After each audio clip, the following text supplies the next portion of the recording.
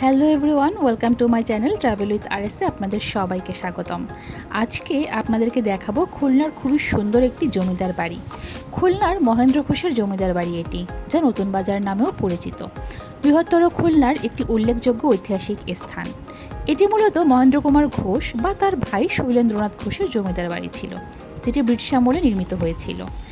এই জমিদার বাড়িটি খুলনার প্রথম বিদ্যুৎ সংযোগের ক্ষেত্রেও গুরুত্বপূর্ণ ভূমিকা রাখে। 1934 সালে এখানে প্রথম ডায়নামো সংযোগের মাধ্যমে বিদ্যুৎ জ্বলে ওঠে।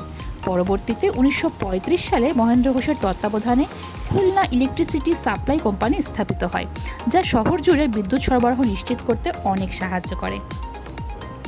খুলনা সার্কিট হাউসের সামনে এই বাড়ি সহ বেশিরভাগ এরিয়ার জমিদারি ছিল শৈলেন ঘোষের।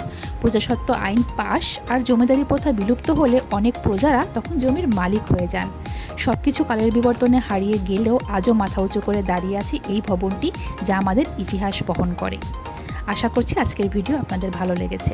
ভালো লাগলে অবশ্যই সাবস্ক্রাইব করে পাশে থাকবেন, আমার জন্য দোয়া করবেন এবং পরবর্তী ভিডিও দেখার আমন্ত্রণ জানিয়ে আজকের মতো এ পর্যন্তই। ধন্যবাদ।